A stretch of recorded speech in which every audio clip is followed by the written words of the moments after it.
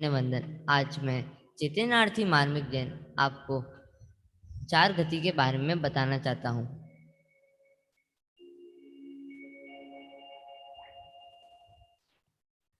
तो सबसे पहले हम समझेंगे कि चार गति क्या होती है, अर्थात उसकी परिभाषा। चार गति अर्थात जीव की अवस्था विशेष को गति कहते हैं और गतियां चार होती है: देव गति, मनुष्य गति, तिर्यंच गति एवं नरक गति। तो ऐसे गतियों में अनंत अनंत दुख होते हैं और उसमें हम अपनी आत्मा को नहीं पहचान कर वो भूल कर हम इन चारों गतियों में परिभ्रमण करते हैं। ऐसे चारों गति में बहुत दुख होते हैं। तो फिर हम सबसे पहले सब गतियों का दुख का थोड़ा सा वर्णन करते हैं। तो सबसे पहले हम वर्णन करेंगे नरक गति के दुख का वर्णन। छह डाला में 11वां छंद कहा गया है: तिल तिल करे दिय के खंड, असुर भिड़ावे दुष्ट प्रचंड, सिंधु नीर ते प्यासन जाए, तो पण एकन बूंद लहाय। पंडित प्रवर दौलत राम जी यहाँ कहते हैं कि वहां पे नरक गति में इतनी मतलब इतना पाप मतलब इतना इतना दुख है कि वहां पे एक ही आवाज सुनाई देती है: मारो काटो। इसके वाला कुछ आवाज ही नहीं आती। तो इसमें बताया गया है कि जो हमारा देह है, जो हमारा शरीर है, उसको इतने भागों में काटा जाता है, इतनी तलवारें चलाई जाती है कि हमारे अलग अलग खंड हो जाते हैं। असुर और कहा गया है असुर भिड़ावे दुष्ट प्रचंड, अर्थात जो असुर जाति के देव होते हैं वो अब हमको जो भूतकाल में हुआ था पिछले भव में, उसको याद करवा के हम हमारे बीच में झगड़ा करवाते हैं। सिंधु नीरते प्यास न जाए, अर्थात नरक गति में इतनी प्यास लगती है कि जो सिंधु नदी है वो पूरी हम पी जाए तो भी उससे हमारी प्यास नहीं बुझेगी। और नरक गति में तो ऐसा भी है कि वहां पे एक बूंद पानी भी नहीं मिलता। तो सोचिए कितना दुख है, हम वहां पे प्यासे ही मर जाते हैं। और 12वां चंद कहा गया है कि तीन लोक को ना जो खाए, मिटे न भूख कणा न लहाय, ये दुख बहु सागर लो सहे, कर्म जोग ते नर गति लहे। और कहा दौलत राम जी कहते हैं 12वें छंद में कि नरक गति में इतनी भूख लगती है कि जो तीनों लोक का जो अनाज होता है वो हम खा ले तो भी उससे हमारी भूख नहीं मिटती है। और नरक गति में वहां पे एक एक एक कण खाना भी नहीं मिलता और वहां पे तो हम ऐसे भूखे भी मर सकते हैं। और कहा गया है ये दुख भव सागर लो सहे, नरक गति में इतने दुख है कि हम सह भी नहीं पाते। और कर्म जोगते नर गति लहे, और ऐसे ही हम चारु गति का परिभ्रमण करते हैं। अब हम दूसरी गति पे जाते हैं। उस गति का नाम है तिर्यंच गति के दुख। पंडित दौलत राम जी छह ढाला में कहते हैं: वद बंदादिक दुख गने, कोटि जीवते जातन बने, अति संक्लेश भावते मर्यो, घोर सम सागर में पर्यो। अर्थात तिर्यंच गति में भी अनंत दुख है। पंडित जी कहते हैं कि तिर्यंच गति में इतने दुख है कि वह नरक गति से भी ज्यादा है। उसमें कहा जाता है कि जो निर्दोष पशु, निर्दोष जानवर, उनको बांध के रखा जाता है, उनको कहीं जाने नहीं मिलता और ऐसे ही वो बंधे रहते हैं और उनको बहुत दुख सहना पड़ता है। कोटि जीवते जात न बने, उनको कहीं भी ऐसे घूमने नहीं जाने मिलता। और कुछ लोग कहते हैं, अन्य धर्मों में माना जाता है कि हम जानवरों की बलि चढ़ाएंगे तो फिर हमको पुण्य मिलेगा। ये कहाँ का न्याय है? ऐसा सब करेंगे तो फिर तो हम मोक्ष कैसे जाएंगे? फिर कहा जाता है अति संक्लेश भावते मर्यो, अर्थात वहां पे इतने संक्लेश परिणाम होते हैं कि हम वहां पे जाके मतलब इतने संक्लेश पड़ जाते हैं कि हम वहां पे ऐसे ही मर जाते हैं उस तेज गति में। घोर समुद्र सागर में पर्यो, और ऐसे ही हम समुद्र सागर में फिर से घूमने लग जाते हैं, अर्थात चार गतियों में। छठे छंद में कहते हैं दौलत राम जी: कभु पंचेन्द्रिय पशु भयो, मन बिन निपट अज्ञानी तयो। सिंहादिक सैनी है क्रूर, निबल पशु हति खाए भूर। अर्थात हम हमारे हम जब तीरंस गति में जन्म लेते हैं, तो फिर हम कभी कभार निबल पशु अर्थात पक्षी, हिरण आदि जो जानवर होते हैं, उनको वो शरीर को धारण करते हैं। और तब तीरंस गति में हमारे पास मन भले होता है, पर हमें तीरंस गति में यह नहीं पता कि उस मन का सही इस्तेमाल कैसे करना है। तो इसके लिए इस छंद में उसको अज्ञानी कहा गया है। और कहा गया है सिंहादिक सैनी है क्रूर, अर्थात जो सिंह होते हैं वो इतने मतलब जैसे कि कहा जाता है कि वह मतलब खूंखार जानवर रहते हैं, जो निबल पशु होते हैं जैसे हिरण, गाय, भैंस आदि, उन सब का शिकार करते हैं। तो फिर ये जब क्रूर क्रूर पशु है, वो सब निबल पशु को मार देते हैं, उनकी हिंसा कर देते हैं। तो फिर ये भी तीरंस गति हमारा ऐसे ही चला जाता है। अब दूसरी गति का नाम है मनुष्य गति। उसमें हम रहते हैं। मनुष्य गति में भी दुख है, पर हाँ, मनुष्य गति में ये बात है कि हम वहां से मोक्ष जा सकते हैं। मनुष्य गति की दुर्लभता अभी तक हमको उसका पहचान ही नहीं पड़ा है। मनुष्य गति इतनी दुर्लभ है कि देव देव गति के जीव मनुष्य गति में जन्म लेने के लिए मरते हैं, मतलब इतना तड़पते हैं कि कहते हैं कि एक बार बस मुझे मनुष्य गति मिल जाए, मैं सम्यक दर्शन करके मोक्ष चला जाऊं। पर हमें अभी तक उसकी महिमा समझ में नहीं आई मनुष्य गति की। जहाँ लोग कहते हैं कि जब तक हमारे साथ खुद ऐसा फिजिकल नहीं होता, तब तक हमको किसी चीज की मालूम ही नहीं पड़ती। पंडित दौलत राम जी कहते हैं कि बालपने में ज्ञान लहो, तरुण समय तरुणी रत रहो। अध मृतक सम बुढ़ापनो, कैसे रूप लखे आपनो। अर्थात बालपन अर्थात जिस अवस्था में हम हैं, बालपन में, तब हम कहते हैं कि अभी तो हमारी खेलने की उम्र है, हम धर्म का कभी तरुण समय अर्थात जवानी में पढ़ लेंगे। जब तरुण समय आता है अर्थात जवान होते हैं, तब हम स्त्री के चक्कर में पड़ जाते हैं, और ऐसे ही वह तरुण समय भी चला जाता है। और तरुण समय में कहते हैं कि हमारा बूढ़ापन है, हम उसमें याद कर लेंगे। और जब बूढ़ापन आता है, तब हम अलग से ही खाटले में पड़े रहते हैं। तब हमारा कुछ अलग अलग से रोग हो जाते हैं, जिसकी हमें खबर पता ही नहीं। इतने रोग हो जाते हैं कि हमें उठ भी नहीं पाते। और ऐसे ही हमारा ये मनुष्य गति भी मनुष्य भव भी खत्म हो जाता है। आखिरी गति जिसका नाम है देव गति। अब हम उसके दुख का वर्णन करते हैं। देव गति देव गति में भी बहुत दुख है, पर हाँ, उसमें हम सम्यक दर्शन प्राप्त करके फिर से मनुष्य गति में जन्म लेके मोक्ष जा सकते हैं। छेड़ाला में कहा गया है, जो विमान वासी हूँ थाए, सम्यक दर्शन बिन दुख पाए। देह चय था वर्तन धरे, यो परिवर्तन पूरे करे। देव गति में जो नीच जाति के देव होते हैं, वह ऊंच जाति जैसे कि वैमानिक देव को जलते हैं कि काश हमने पुण्य करा होता, तो फिर हम इतने उच्च देव गति में जन्म लेते और हम भी ऐसे आराम से रहते। और ऐसे ही ईर्ष्या भाव पैदा करते हम देव गति में, और हम सम्यक दर्शन प्राप्त करना भूल जाते हैं, और ऐसे ही हम दुखी होते हैं। और आखिरी में कहा गया है कि अगर हम ऐसा है करते रहते हैं, और इन सब में ही हमारा परिवर्तन पूरा हो जाता है। जय जिनेन्द्र, धन्यवाद।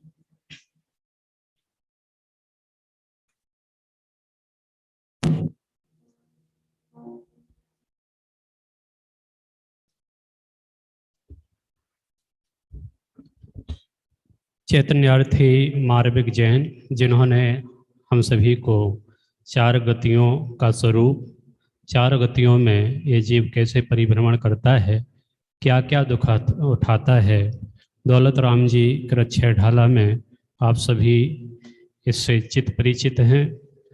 बच्चों को जो विषय यहाँ पे पढ़ाए जाते हैं, उन्हीं विषयों के अंतर्गत इन्होंने थोड़ी सी तैयारी की और आपके समक्ष प्रस्तुत हुए। प्रारंभिक मंगलाचरण थोड़ा सा मिक्स किया था, लेकिन शुरुआत में कभी कोई बच्चा बोलने को रेडी होता है तो थोड़ी सी घबराहट होती है, लेकिन इनका आत्मविश्वास बहुत अच्छा है। और जैसे जैसे ये अग्रिम क्लास में आगे बढ़ेंगे और परिपक्वता होगी, तत्व की प्रति पकड़ होगी, तो निश्चित ही ये हम सभी के समक्ष अपनी प्रस्तुति धमाकेदार देंगे।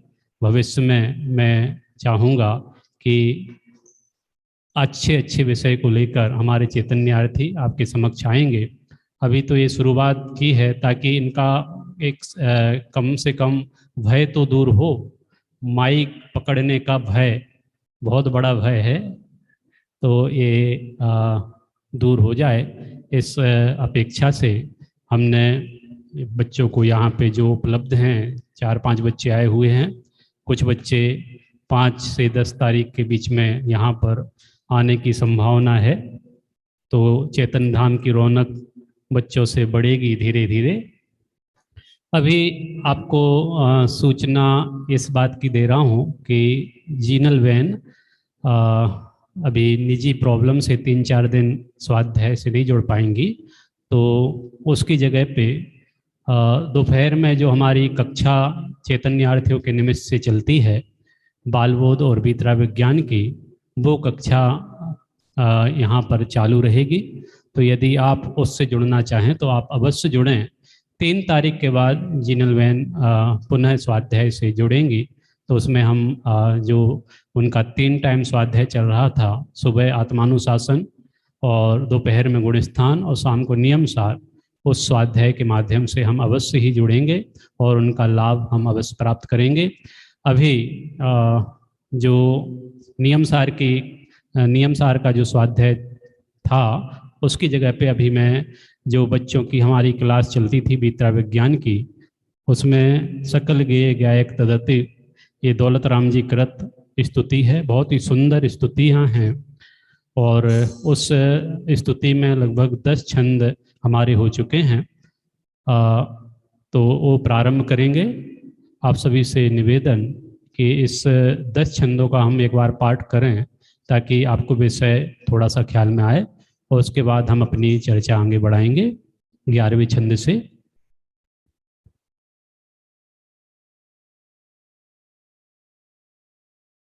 सर्वप्रथम हम मंगलाचरण करते हैं।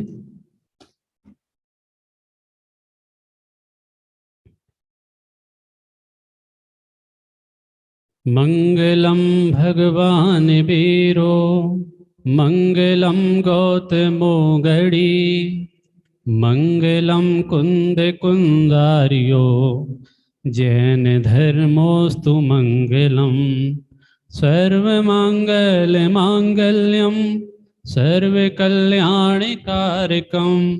प्रधानां सर्वधर्मानां जैनम जयतु शासनम, जैनम जयतु शासनम। आत्मा ज्ञानम स्वयं ज्ञानम, ज्ञानादन्यत् करोति किम, परभावस्य कर्तात्मा मोहोयं व्यवहारिणाम। आइए हम सभी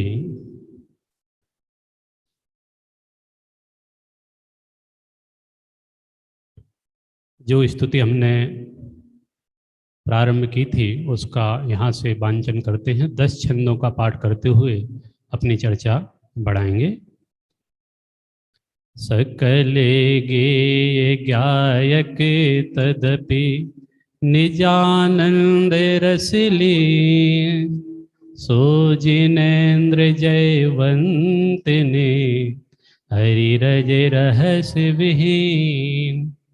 जय वी तेरा गिवे ज्ञान पुर, जय मोहित मेरे को हरन सूर। जय ज्ञान अनंतानंत धार, दृग सुख वीरज मंडित अपार।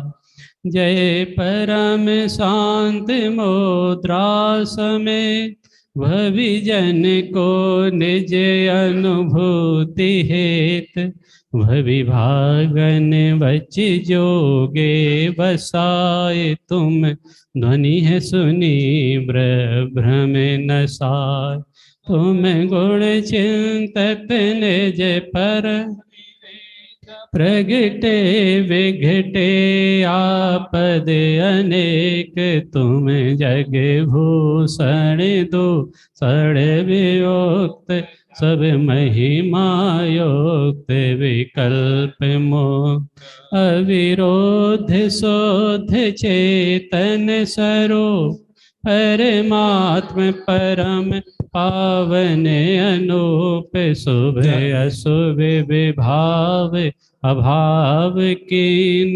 स्वाभाविक परिणति में अच्छी अष्टादश दोष मुक्त धीर स्वचतुष्ट समय राजत गंभीर मुनि गण धरा दिसेवत महंत नव केवल धीर मादरंत तुम शासन से अमेय जीव शिव गए जाहि जय हैं सदैव भव सागर में दुख छारी बारी तारन को और ना पिटा यह लखी निज दुख गद हरण काज तुम ही निमित्त कारण इलाज जाने ताते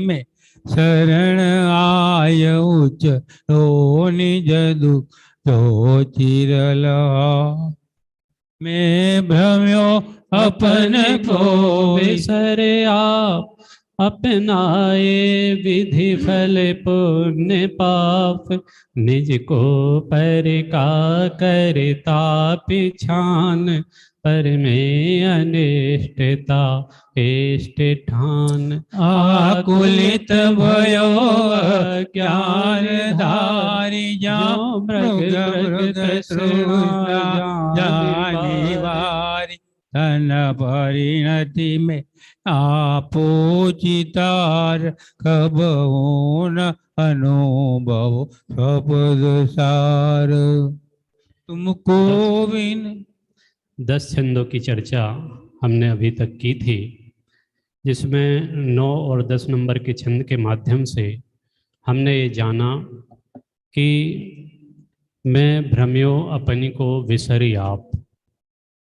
मैं भ्रमण किया, जैसा कि अभी छेढ़ाला के माध्यम से हमने 4 गतियों के दुखों की चर्चा सुनी है, श्रवण की। तो मैं भ्रमण क्यों किया?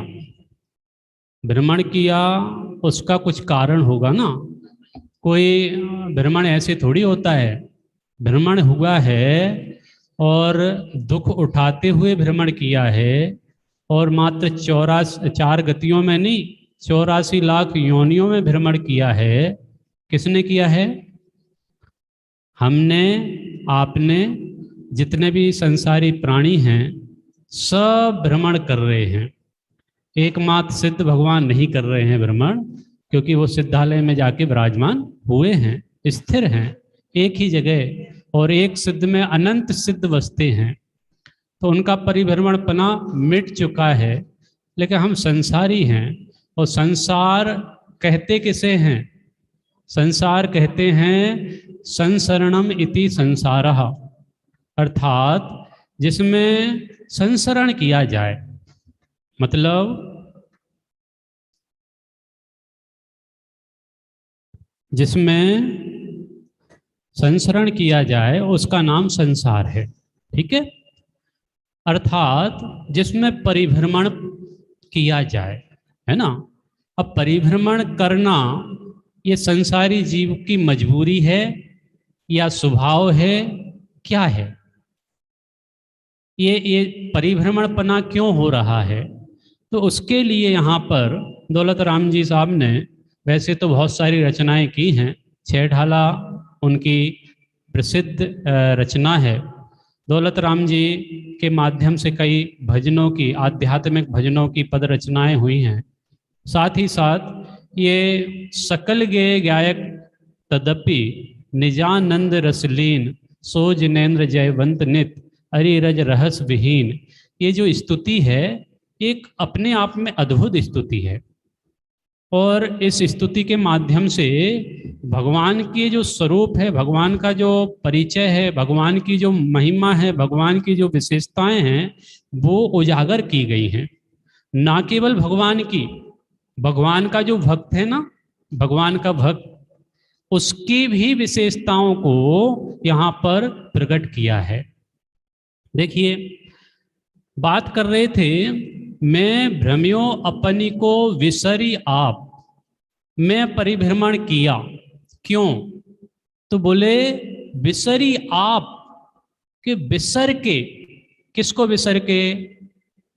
विसरी आप, आपको, आपको माने, आपको माने मैं कहूंगा रुक्मणी जी को, हैं किसको, हैं देवी जी को, लक्ष्मी जी को, किसको? आप माने कौन? आप माने किसका संबोधक, किसका संबोधन है आप? आप किससे कहना चाह रहे हैं? आप परिभ्रमण कियो। आप माने में स्वयं अपने आप को भूलकर, किसको भूलकर? अपने आप को भूलकर। अब मैं अपने आप को क्यों भूला? अपने आप को क्यों भूला? क्योंकि दौलत राम जी, यही दौलत राम जी हैं जिनने छह ढाला में लिखा है। क्या लिखा है?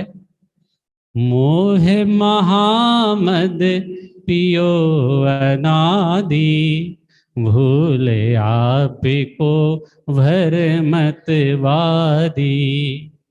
मोह रूपी महामद का पान किया। किसका पान किया? मोह रूपी महामद का। मद, मद माने शराब। इस शराब कब से पी रखी है? संसारी प्राणियों ने। संसारी प्राणियों का नाम सुनते हैं ना, तो हमें ऐसा लगता है कोई संसारी होगा, कोई संसार में भटक रहे होंगे प्राणी। ये कोई संसारी प्राणी माने वो कोई दूसरे की चर्चा नहीं है।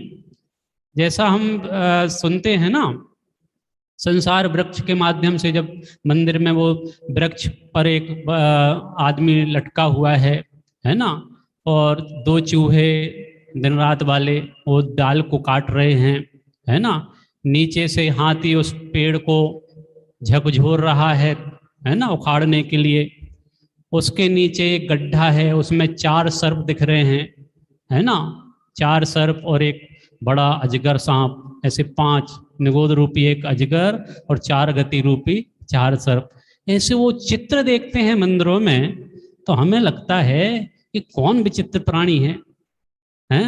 इसको ये भान नहीं है, ये कहाँ जाके फंस गया, हैं? कहाँ जाके लटक गया?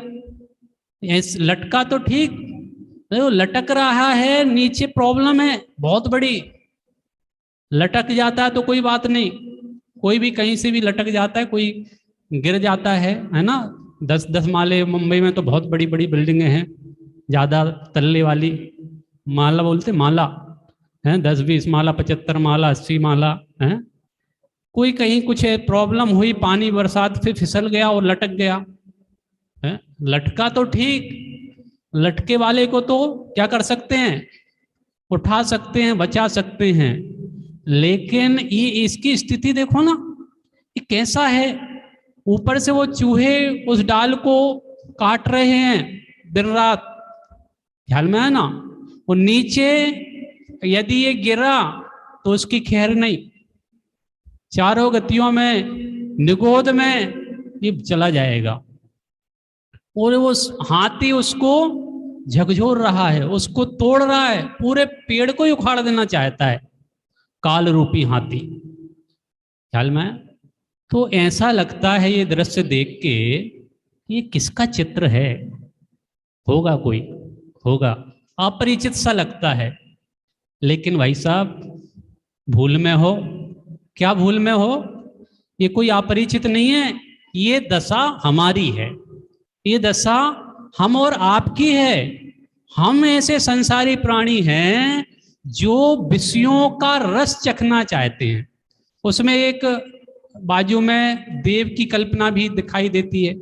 एक देव उसको हाथ पकड़ के लेके जाना चाहता है, चलो मेरे साथ, मैं आजाद कर देता हूँ, लेके चलता हूँ, भोगों को भोगना, या तुमको मुक्त कर देता हूँ इससे, बंधन से या ये प्रॉब्लम से, है ना, आपकी प्रॉब्लम सॉल्व हो जाएगी। देव ऐसा करना चाहता है, लेकिन उसको वो मधुमक्खी का छाता है ना ऊपर, उसकी मधु की बूंद टपक रही है, उसको वो चखता है और बस ऐसा बोलता है, एक बूंद और, बस एक बूंद और, बस एक बूंद और, बस चलता हूँ, अभी चलता हूँ आपके साथ, चिंता मत करो, मैं चलने को तैयार हूं, लेकिन एक बूंद है। यहाँ तो सरकार में क्या बोलते हैं, 2 बूंद जिंदगी के, और अभी 2 डोज जरूरी है, अनिवार्य है सरकारी हैं गाइडलाइन के अनुसार। यदि आपने 2 डोज नहीं लगवाए, कोरोना के वैक्सीन नहीं लगवाई, तो प्रॉब्लम खड़ी हो सकती है। बहुत सारे सरकारी दफ्तर में आपको जाने से, बसों में, ट्रेनों में, ऑफिस में जाने से आपको निषेध किया जा सकता है, प्रवेश वर्जित, ख्याल में है ना। खैर, बात हमारी चल रही है, मैं भ्रमियो अपनी को विसरी आप, कि अपने आप को भूला, अपने आप को भूला। क्यों भूला? अपने आप को क्यों भूला है?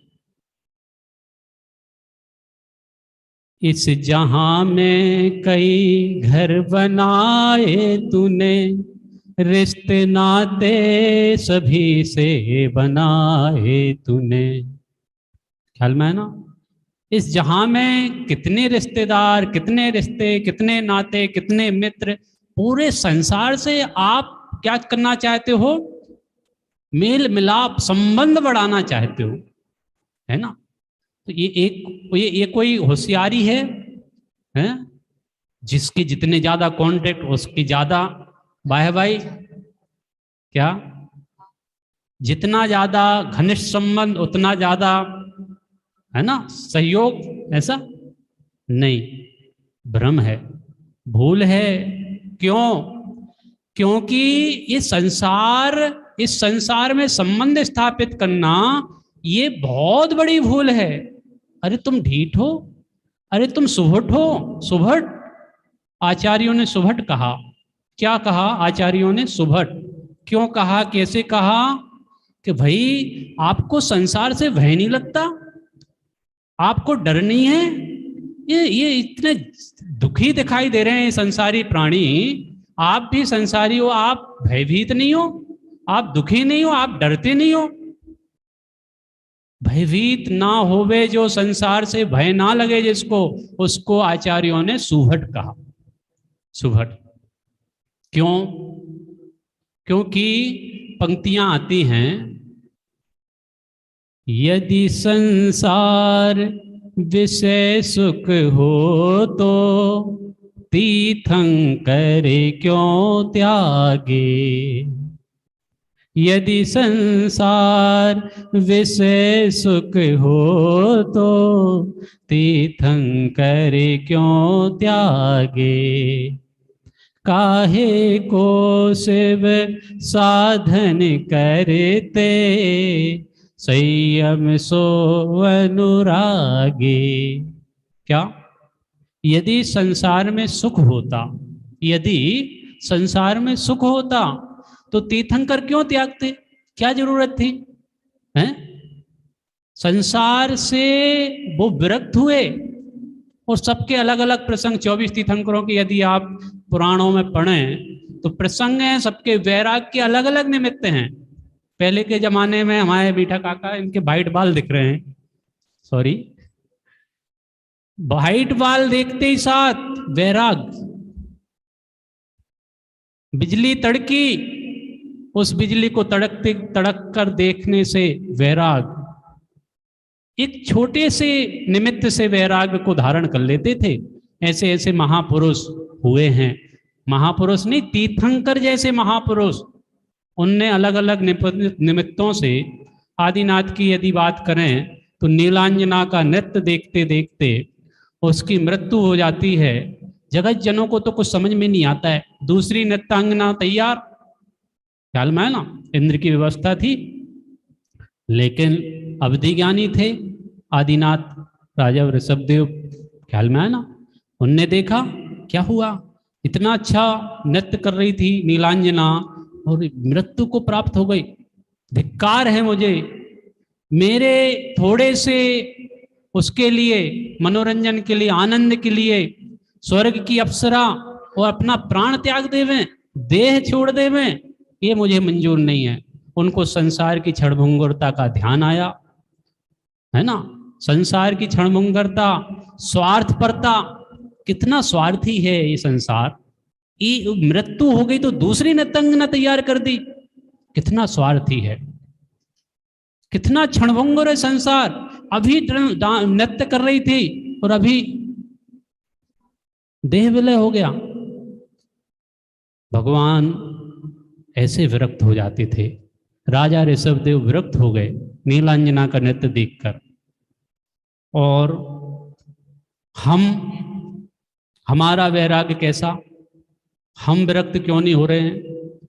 हमने तो अभी दूसरी लहर में कैसी स्थितियां देखी हैं, है ना। न्यूज यदि आप देखते ही होंगे, क्या हालत हो गई थी। ऑक्सीजन की प्रॉब्लम, हॉस्पिटल में बेड नहीं, ऑक्सीजन नहीं, डॉक्टर उपलब्ध नहीं, दवाई नहीं, बेबस, परवश, परेशान, हैरान परेशान, हैरान परेशान, त्राही त्राही मच गई थी। और हम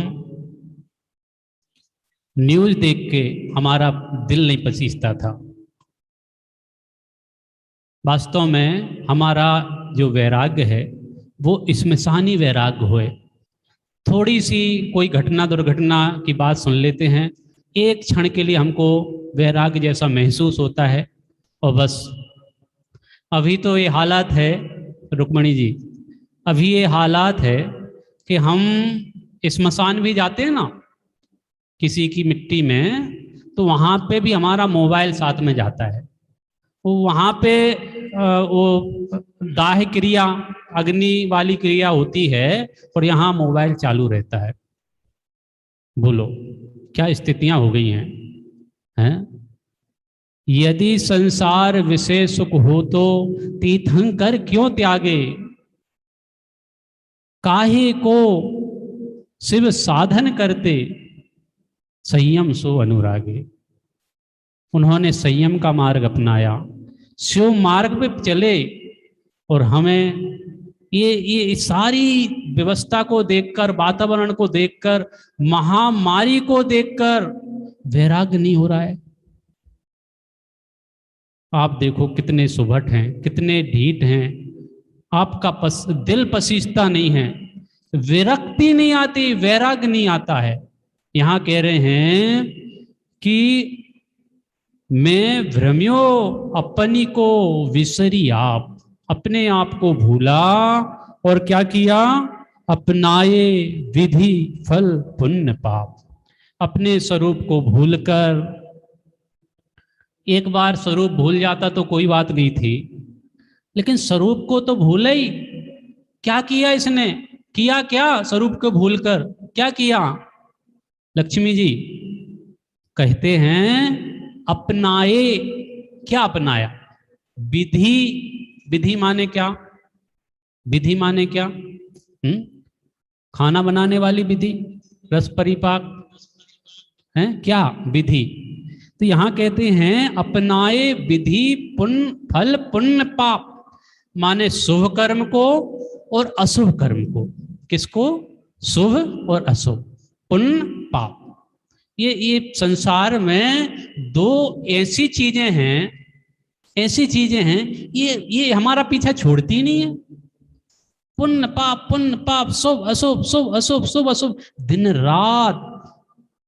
दिन रात शुभाशुभ भावों से मेरा व्यापार चला करता, मानस वाणी और काया से आश्रव का द्वारे खुला रहता। क्या कहा? दिन रात शुभाशुभ भावों से क्या करता हूं? आश्रव को इनकमिंग, आओ, वेलकम वेलकम। हमारे बाबू काका है ना, बाबू पंडित जी, छोटे बाबू भाई पंडित जी साहब, वो बच्चों के लिए जब पढ़ाते हैं ना, उनकी एनर्जी देखने लायक होती, सीखने लायक होती है, प्रेरणा स्रोत हैं। वो 7 तत्वों की जब चर्चा करते हैं तो फुल एनर्जी के साथ, हाव भाव के साथ, एक्टिविटी के साथ, आश्रव, वेलकम वेलकम के गो गो है। चलिए, खैर, मैं बात कर रहा था कि अपनाए विधि फल पुण्य पाप। मैंने पुण्य में, पाप में, पुण्य में, पाप में। पाप तो हम वैसे 24 घंटे में कितने घंटे करते हैं कि आप अपने अपने हृदय में हाथ रख के महसूस कर सकते हैं, उस बात को आप ही अनुभव कर सकते हैं। कौन कितना पाप करता है, ये किसी को किसी से बात कहने की या बताने की नहीं है। वास्तव में पाप होते हैं और ज्यादा पाप होते, 24 घंटे में पाप ज्यादा और पुण्य कितना सा पुण्य करते हैं हम। सुबह अपन ने भक्ति पूजन कर ली, प्रक्षाल अभिषेक है ये कर लिया, स्वाध्याय सुन लिया, बस इतना ही पुण्य किया, इतना ही पुण्य किया। और क्या किया? 24 घंटे के अंदर में 1-1.5 घंटे आपने निकाल लिया तो कौन सा निहाल कर लिया, कौन सा बड़ा कार्य कर लिया, कौन सा बड़ा तीर मार लिया? क्या? अपनाए विधि फल पुण्य पाप। कि वास्तव में हमने विधि माने कार्य, किस विधि कीने कर्म चक्षुर पारस रे तेरी कठिन डगरिया। विधि, भगवान आपने किस विधि से, किस उपाय से कर्मों को चकचूर किया? हे भगवान, आपकी कठिन है डगरिया। पारसनाथ भगवान कहाँ विराजमान है? सबसे ऊंची टोक कौन सी? पारसनाथ भगवान की हैं। वो नीचे ही से, अरे यार भगवान जाके कहाँ विराजमान हो गए, हमारा ध्यान नहीं रखते हैं, पैर टूटे जा रहे हैं, चलना हो नहीं रहा है, थोड़े नजदीक नहीं बैठ सकते थे आप? माने वहां जाके भी, सिद्ध क्षेत्रों में जाके भी हम कैसे परिणाम कर लेते हैं, कैसे भाव बिगाड़ लेते हैं, ख्याल में है ना? आप विचार करने जैसा है, विचार करने जैसा है। क्या विचार करने जैसा है? अपनाए विधि फल पुण्य पाप। वास्तव में हमें इन पुण्य पाप के फल में जो दिन रात हम मशगूल रहते हैं, तन्मय रहते हैं, इनसे बाहर आने का मौका, अवसर मिलने पर भी हम नहीं निकलना चाहते हैं। ये समझो, कोरोना के काल में ये सुयोग अवसर आया था। आप कहीं को जाने का टेंशन नहीं, दुकान पे जाने का नहीं, ऑफिस में जाने का नहीं, कोई काम करने का नहीं, आपको अवसर था। और किन्हीं मुमुक्षु भाइयों ने इस काल को अवसर भी बनाया, स्वाध्याय से जुड़े रहे, 2-2, 4-4, 5-5, 6-6 टाइम स्वाध्याय स्वाध्याय स्वाध्याय स्वाध्याय से अपने जीवन को निहाल किया, अपने जीवन को परिवर्तित किया। उनके लिए तो हम माने ये अवसर था, लेकिन क्या हमने ये अवसर का उपयोग किया? हम तो दिन रात यही कर रहे, पाप पुण्य, पाप पुण्य, पाप पुण्य। ख्याल में है ना? परिणाम हमारे पाप पुण्य के निरंतर चलते रहते हैं और हम इसको तवज्जो नहीं देते। हम किसको तवज्जो देते हैं? हमें क्या करना चाहिए था और क्या कर रहे हैं, इस बात को हमें सोचना होगा।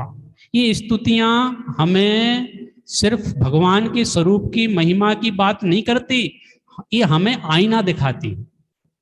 ये आईना दिखाती हैं, भगवान आप क्या मार्ग पे चले हो, आपका क्या अद्भुत मार्ग है, क्या अनुपम मार्ग है, आपकी क्या महिमा है, आप कैसे सुखी हो गए हो। ये जो उनके चरणों पे चलता है ना, जो उनके पथ पे आगे बढ़ता है, ये तो उनका अद्भुत मार्ग है। इसलिए यहां पे कहा कि निज को पर का करता पिछान है। पुण्य पाप के फल में अपन ने क्या माना, उसको अपनाया, उसको अपनाया, और उसमें अपनाया नहीं, उसमें थोड़ी सी बुद्धि भी लगाई।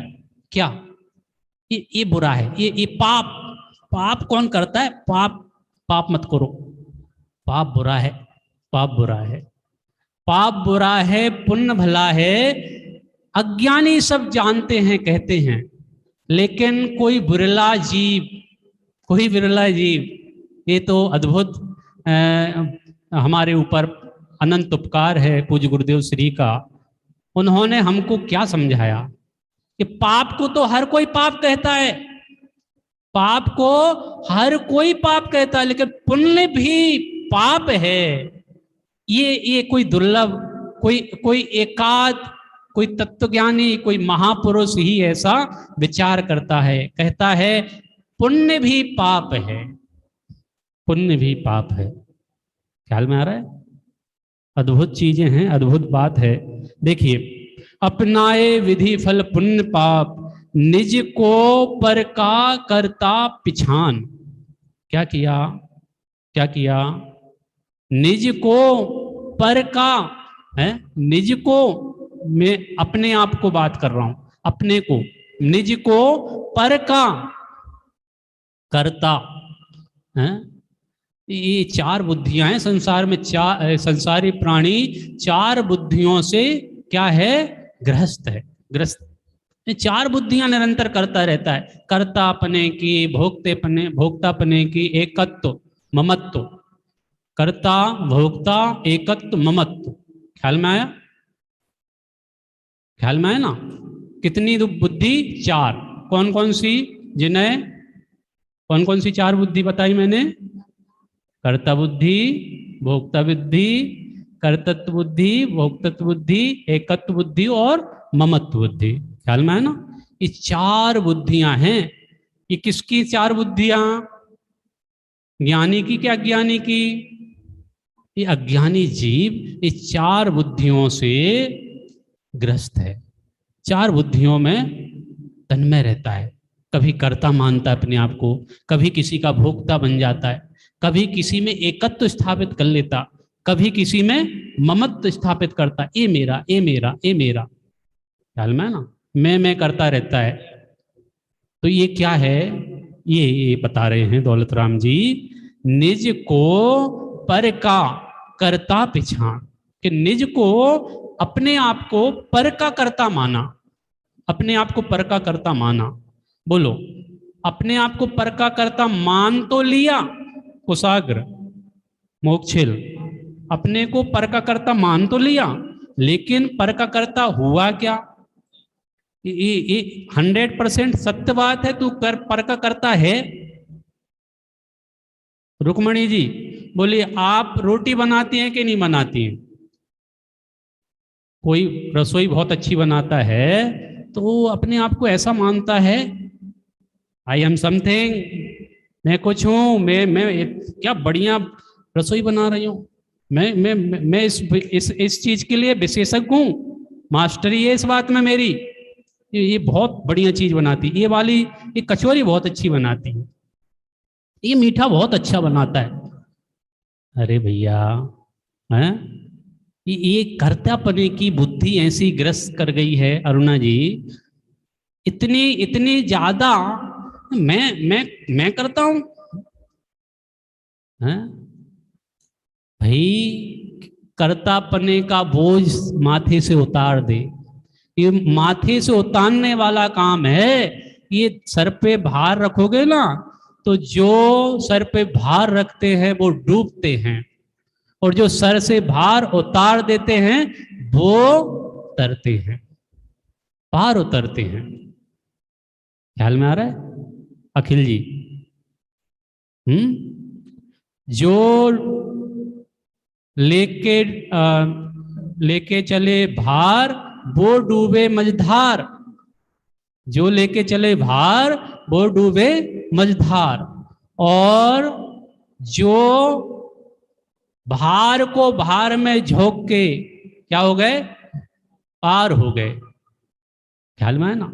ऐसे अद्भुत अद्भुत हमारे बीच में प्रसंग बनते हैं, लेकिन हमको ये अवसर कैसा है कि वास्तव में हमने जिसको अपना कर्ता माना वो कर्ता अपने की बुद्धि ये भ्रम है, इससे ज्यादा कुछ नहीं है। क्योंकि हर द्रव्य, हर गुण, हर पर्याय, ख्याल में है ना रीत उत्कर्ष, हर द्रव्य, हर गुण, हर पर्याय स्वतंत्र है। कैसी स्वतंत्र है, कैसी स्वतंत्र है? अपने आप में परिपूर्ण है। किसी को किसी की आवश्यकता नहीं है। द्रव्य को गुण की आवश्यकता नहीं, गुण को पर्याय की आवश्यकता नहीं। सारी व्यवस्था बिल्कुल परफेक्ट है।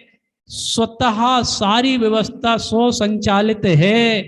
द्रव्य गुण पर्याय स्वतंत्र है, उसके स्वचतुष्टय स्वतंत्र है। और हम लेके बैठे हैं मैं आपको अपने को पर का करता और पर को अपना करता। मैं इसका करता हूं। अखिल जी, आर्यन का पालन पोषण कौन करता है? मैं करता हूं, मैं करता हूं। मैं बोलूं कि मैं हॉस्टल चलाता हूं, व्यवस्थित मैं करता हूं, हॉस्टल में चलाता हूं। भैया ये सारी व्यवस्था अपने आप चल रही है, कोई किसी का कुछ नहीं करता। सारी व्यवस्था, सारी पर्याय, सारे गुण, सारे द्रव्य अपने अपने में स्वतंत्र रूप से क्या करते हैं, परिणमन करते हैं। भजन की पंक्तियों के साथ मैं विराम लूंगा।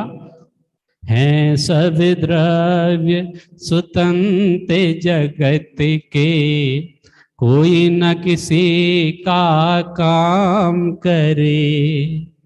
अपने अपने सचतुष्टय में सभी द्रव्य विश्राम करे।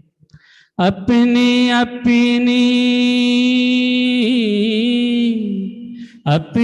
अपनी सहज गुफा में रहते पर से मौन यहाँ, वीतरागी देव तुम्हारे जैसा जग में देव कहाँ।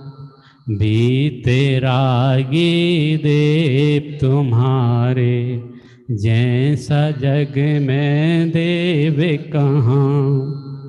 इस प्रकार हमको ये समझना होगा। बहुत ही अद्भुत स्तुति है सकल गेय गायक वाली, जिसका 9वें छंद की चर्चा हमने थोड़ी सी की है। वैसे तो 10 तक छंद हो चुके हैं, लेकिन विषय रिवाइज की दृष्टि से हमने ये बात अभी की है कि मैं भ्रम्यो अपने को विसरी आप, अपनाए विधि फल पुण्य पाप। निज को पर का करता पिछान, पर में अनिष्टता इष्ट ठान। इस प्रकार और भी विशेष चर्चा हम आगामी समय में करेंगे। अभी जीनल बहन 2-3 दिन के लिए अनुपस्थित रहेंगी, तो हमारी जो कक्षा दोपहर की 8वीं वालों के चैतन्यार्थियों के निमित्त से बालबोध की चलती थी, वो यथावत रहेगी 3 से 3:45। और यदि ये शाम का समय यदि अनुकूल नहीं रहा तो 4 बजे से 9वीं वालों की, अथवा फिर 8 से 8:45 बजे तक आपको समय बता दिया जाएगा। ये कक्षा रहेगी, तो आप सभी भी इससे जुड़ सकते हैं, आप अपने बच्चों को जोड़ सकते हैं। अभी आप सभी से निवेदन, जिनवाणी विनय के लिए अपने स्थान पे खड़े होंगे। जिनय यहाँ पर जिनवाणी विनय करेगा। निज नीति निज देवता,